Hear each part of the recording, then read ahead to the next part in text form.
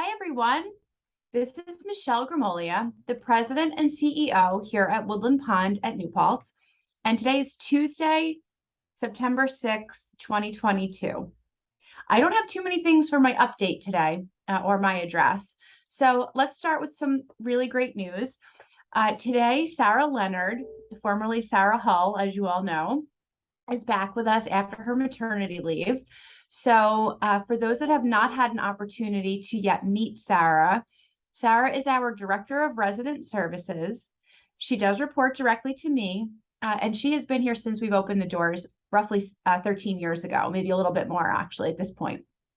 So, Sarah is really responsible for helping primarily independent living residents uh, manage and understand challenges that they're having here in independent living, and also to provide supportive services with our wellness RNs, to support the activities function that Gretchen Dahm is in charge of, to oversee the fitness functions that Grace Urin does, and just, any number of things. So Sarah is here and she's back. Her office is located across from marketing. They're in the central area between the central wing and the south wing, sort of right before you come out by the salon. And I do hope that you get to know Sarah. Many of you have come to various directors in Sarah's maternity leave absence. So one of the things that you're going to start to see from me and some of the other directors is where we've helped you with, kind of getting through things over the past few months. We are going to be directing you to Sarah on all resident service type issues.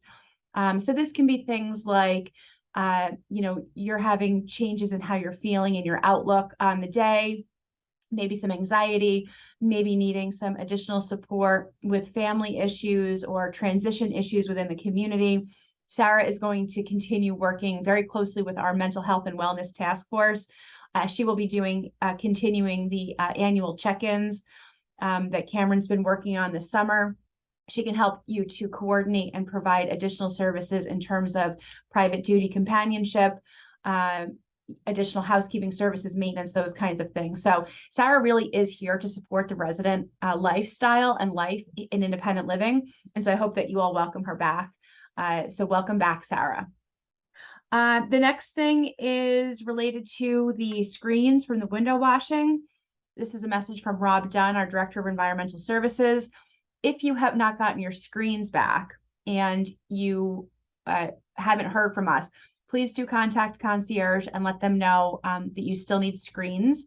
We did have to do a number of repairs. Many of you know that we do repairs here in-house for screens. So as we took the screens down to clean them, we have had to do a number of repairs. So it's very possible that your screens needed repair, and we're working on that. So, but please do at this point, if you haven't gotten your screens back, please do contact concierge and they can help you with that. The next thing is related to fitness equipment and independent living, and specifically related to that, Jason Irish and Cameron Ilgner had come to me in the past couple of weeks and identified that there was a need for some new equipment, replacement equipment in the health center for certain pieces, and also some repair and maintenance on some existing pieces. And that work has been authorized. The replacement and repair of the items that need that in the fitness center will be happening over the next several weeks and months before the end of the year. My understanding is the work is either underway or the equipment has been ordered, so it won't be too particularly long.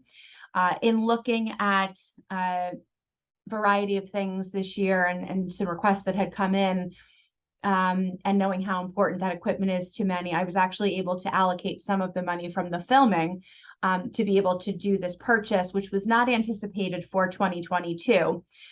So this is one of the ways that you will see some of those filming dollars going back into the community in a year that it wasn't anticipated that we were going to be doing any updating of equipment in the fitness center. So that's exciting. And you can look forward to that soon. I think we're replacing 2 or 3 of the electronic components, and all of the HER equipment, which is the pneumatic weight equipment, will all be maintained and serviced. and any repairs that are needed will happen there. And we've also done some investment, or we'll be doing some investment to spruce up the room a little bit as well. So you can look forward to that in the next couple of weeks. Incidentally, and I mentioned this a couple of weeks ago on my address, all of the fitness spaces at Woodland Pond are open to any resident that can safely utilize them. So if you have moved to the health center for any reason and you still want to enjoy the pool or the fitness center or a class with Grace, you are more than welcome to, as long as you can do so safely. So I really want to emphasize that this community is open to everyone. And we really would like to see you utilizing those things or coming to Grace's classes. We can make sure that those calendars are distributed. I think that we're working with the activities teams in all of campus to make sure that everyone has access to those calendars. So that's just a reminder. No resident should be excluded from anything just because of where you sleep at night. Everything should be based on your interests and your functional level. And then we can help you with any of that. The next thing is that I had been asked by the Residents Council to consider a carryover for meal allowances for independent living residents. This is a time of year that I really like to spend reminding folks that we do allow you to carry over your meal declining balance month to month. And then at the end of the year, it doesn't typically carry over. The last couple of years, we've made some exceptions because of COVID and changes with our dining capability. But it's your money, so to speak, to use in the dining room, although it's not actually money, it's a value. So it's your value to use in the dining room, whether it be for lunch, for dinner, for your guests, for the pub. There's a wide variety of things that you can utilize those dining dollars for on your decline. But having had this request from the Residents Council, Christy Battistoni, our Director of Finance, and I have discussed, and we will allow a single resident to carry over up to $300 into 2023 and a couple $600 into 2023. So if you see you have a balance of, let's say, $600 or $700, and you're realizing, gosh, I may not use this year, keep in mind that if you're a single person, you will be able to carry $300 over into next year. But otherwise, invite your family, invite your friends, have friends from Woodland Pond and treat them for dinner, or have friends from the outside or your family. These are great ways to get together with your family and also use up some of those dollars. So I just wanted to mention that, and I will put that in the Chanticleer as well. Let's see, the last thing that I just wanted to mention was related to actually a kudos to the Residents Council. I am in receipt of a document that will be going out to all residents, most likely tomorrow, possibly Thursday, will come from my assistant, Crystal. But the Residents Council really took on an issue this year that needed attention really rather desperately. And that is the issue of how our committees are structured here at Woodland Pond. And you may not think that that's such a big deal, but when you have, by a quick count here, well over 3 dozen committees and interest groups here at the community and independent living, and then also in the health center, it's really important that expectations about how those committees are run, how they are defined, what the purposes are of those committees and interest groups, who's responsible for chairing the committees, or who's the management rep. All of those things were rather ill-defined prior to the project undertaken by the Residents Council. And the Residents Council was able to come up with a really incredible policies and procedures document related to the council committees, the ad hoc committees, the resident committees, and the interest groups, and really provide a user of this document, which will go into the handbook, incidentally, really an understanding of how our committees work. And I really encourage all of you to use it and to read the document when you get it.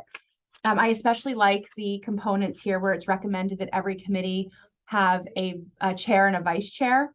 I'm so pleased to see that, because we have had so many committees over the years where we've got a chair, but then there's no heir apparent to the chair seat. And so, oftentimes you'll have someone that's chairing a committee and has done so for many years and really would like to hand the reins over, but there isn't necessarily somebody waiting in the wings to do that.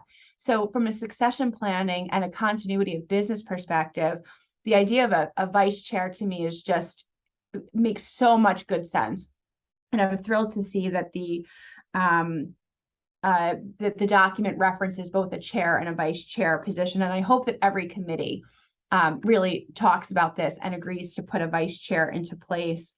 I also really appreciate the idea of the minutes and several other things that are here, because this really makes it clear to any user of this document exactly how the committee structure works here at Woodland Pond. And I think it was rather ill-defined in some ways previously, not by anybody's lack of trying, but it was just something that had, just evolved over time. And of course, there was language about this in the handbook before, but this work product is excellent. Also, a particular note, which is very, I think, helpful. There's a section on page 3 of the document that describes to the user, which would be anyone that would want to read it, how a resident becomes a member of the board of directors here at Woodland Pond. And all of the information contained in that section, which is section 3 of this document, is cited back to the bylaws of Woodland Pond itself. So these are cited back to the bylaws and explains to you how a resident becomes a board of directors member here at Woodland Pond. We currently have 2. There are provisions for that to go as high as 3 at some point in time based on the total headcount on the board. But this really explains to you, in keeping with the bylaws, exactly how that process works. So I'm so thrilled to see that in here because a lot of residents have asked, how do you become a board member? How long are the terms? So all of this is outlined in there. And I again, want to thank the members of the Residents Council. I think this is an excellent work product and somebody will find some great value in it. I know that I sure did. So thank you for that work product. And we will get that into the resident handbook revisions when we get to them, maybe later this year or early 2023. So I didn't have anything else to discuss for today. If you need anything from me this week, I'm in the bulk of the week. Next week, I'm out the bulk of the week because I am actually presenting at a conference at the Greenbrier in West Virginia, a national banking conference for senior living that I've been invited to speak and present at, about our marketing and how we have kept the building and the community as full as we have and grown our waiting list despite the pandemic and despite some other challenges. So I'm thrilled to have been invited to that. So the bulk of the week next week, I will be physically out, but available via email. So if I don't see you, have a great next couple of weeks, and I'll see you when I get back the following week. I'm always reachable by email, usually by phone. And if my door is open, you are more than welcome to come in. Thank you.